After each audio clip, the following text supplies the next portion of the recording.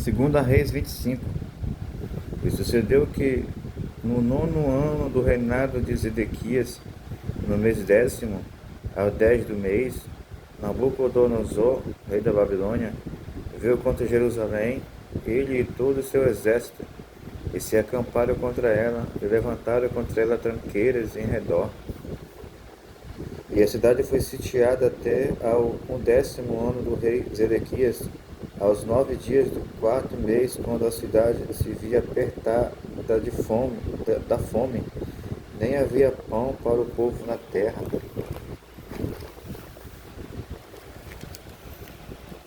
Então a cidade foi arrombada, e todos os homens de guerra fugiram de noite pelo caminho da porta que está entre os dois muros junto ao jardim do rei, porque os caldeus estavam contra a cidade em redor.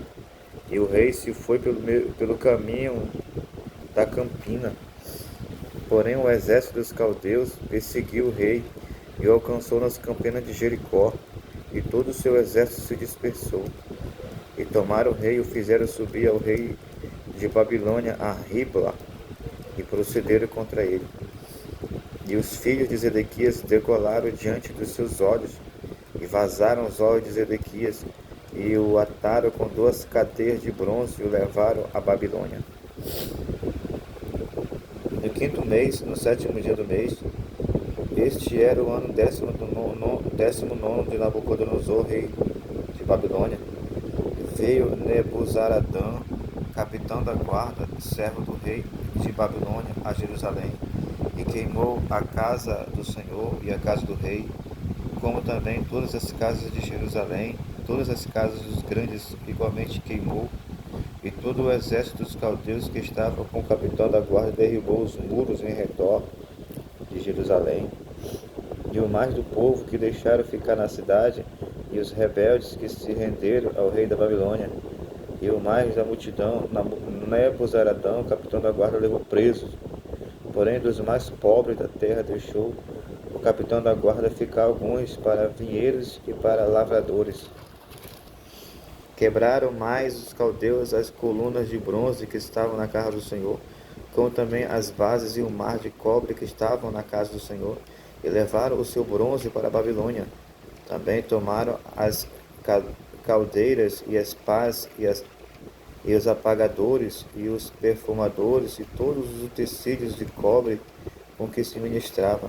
Também o capitão da guarda tomou os braseiros e as bacias e tudo mais que era de puro ouro ou de prata, as 2 colunas, o mar e as bases que Salomão fizera para a casa do Senhor. O peso de cobre de todos esses utensílios era incalculável. A altura de uma coluna era de 18 côvados, e sobre ela havia um capitel de cobre, e de altura tinha o capitel 3 côvados, e a rede e as romãs em roda do capitel, tudo era de cobre, e semelhante a esta era a outra coluna com a rede. Também o capitão da guarda tomou a Seraías, primeiro sacerdote, e a Sofonias, segundo sacerdote, e os 3 guardas do umbral da porta.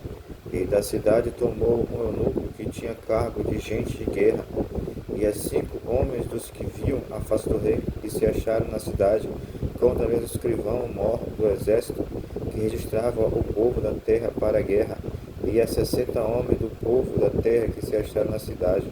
E tomando-os Nebuzaradã, o capitão da guarda, os trouxe ao rei da Babilônia, a Ribla, e o rei da Babilônia os feriu e os matou em Ribla, na terra de Amate. E Judá foi levado preso para fora de sua terra. Porém, quanto ao povo que ficava na terra de Judá, Nabucodonosor, rei da Babilônia, que o deixara ficar, pôs sobre ele por maioral a Gedalias, filho de Aicão, filho de Safã.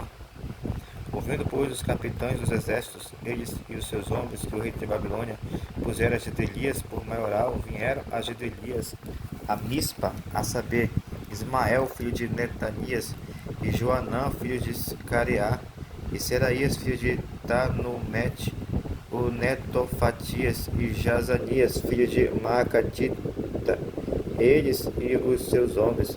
E Gedalias jurou a eles e aos seus homens, e lhes disse: Não temais se servos dos caldeus, ficai na terra e servi o rei da Babilônia, e bem vos irá. Sucedeu, porém, que no 7º mês veio Ismael, filho de Netanias, filho de Elisama, da semente real, e 10 homens com ele feriram Gedalias, e ele morreu, como também os judeus e os caldeus que estavam com ele em Mispa.